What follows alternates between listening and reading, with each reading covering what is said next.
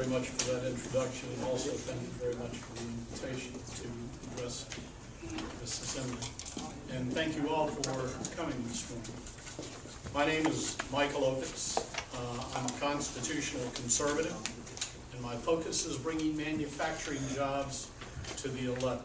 I'm retired from Lucent Technologies and AT&T, where I served in AT&T Manufacturing Systems, commercializing technology from Bell Laboratories. So I understand manufacturing, and a Bell Laboratories statistic is for every manufacturing job created, it also generates 8 additional good-paying jobs, blue-collar and white-collar.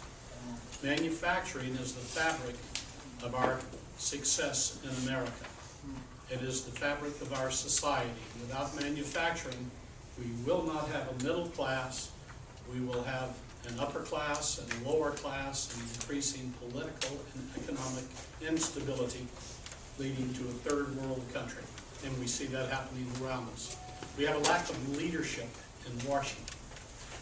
And I intend to speak with a loud voice and cast not a quiet vote, but a very loud vote. So I'm going to talk to the folks who have passed those laws that have encouraged the shipping of our manufacturing goods from factories to China and other countries, and I'm going to form a coalition of folks as I seek to educate them on what we can do to bring manufacturing jobs, not just back to America, but my focus is to the 11th District. I'm a veteran. I served in the Air Force as a special agent in the Office of Special Investigations, so I understand law enforcement issues. And we have problems with terrorism in this country, and we have folks in Congress who are not dealing with those problems. So there are lots of things there. We don't have time to discuss all the problems that we have in this nation and all the things that need to be done in Congress. Congress has abdicated a large portion of its leadership in so many areas, and we can regain that. There needs to be a voice in Congress, and there are some voices in Congress, but there need to be more voices in Congress focused on this. So when you see me on TV talking about key issues, you're not going to find yourself yelling at the TV to get me to say the things that I need to say, as we see so very often. It's not going to be political rhetoric, it's going to be action. One of the folks I have a lot of admiration for, and I certainly am not going to pretend to try to fill his shoes, but for those of you who know Larry McDonald, I have the highest respect for Larry McDonald and what he did. And by the way, you can go to YouTube and see an interview with him and Pat Buchanan in 1983 where he warned about what is happening today with the global control of America. So 4 months later, he was shot down on that KAL flight. But there are so many things that we can do in manufacturing and jobs, but there are constitutional issues that we have long ignored. We have the Senate Judiciary Committee and the House Judiciary Committee, and they have done nothing about the judges and the U.S. Supreme Court making unconstitutional decisions. And when an unconstitutional decision is rendered, according to Justice Joseph Story, who was appointed to the Supreme Court by James Madison, said that commits treason against the Constitution. Impeachment of the president's high crimes and misdemeanors, but a Supreme Court justice only serves during good behavior.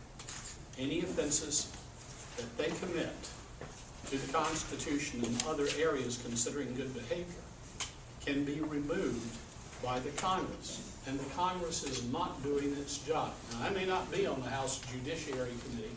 They seem to like attorneys on that. But the number of attorneys that I have spoken with know very little about the Constitution. And so we need an insurgence. We need the voice of the people in Congress being responsible and taking positions on substantial issues that many are not willing to do because they will put their finger in the wind. Now we're looking at a gas crisis in America, and we all know the reasons. We haven't drilled, yes, and this goes back a long time. Or build refineries. Or build refineries, that's right. And we know that George Bush tried to open up Anwar, but Congress wouldn't support it. But George Bush, as we know, the power of the presidency, he could have issued an executive order and opened it up for drilling right away. All right? But nobody ever asked him the question. Had I been in Congress, I would have asked him the question, and I would have put that issue to the American people. I would not have been silent about it or deferred to someone else. So there are things that we can do in Congress that we can help bring these issues to the forefront. The people of the 11th District and people of the United States to make a change. I'm not going up there just to blend in. I'm at the stage in my life, I've got 3 grown kids, been married for 33 years. This is time for me to do some other things and move on to another phase of my life. So if someone asks me, well, when you get up there, are you just going to blend in with the rest of them? You're going to drink the Kool-Aid? And my answer to that is no, I'm not. They're not going to buy me off. They're not going to intimidate me. They're not going to co-opt me. They can kill me, but they can't eat me because that's against the law.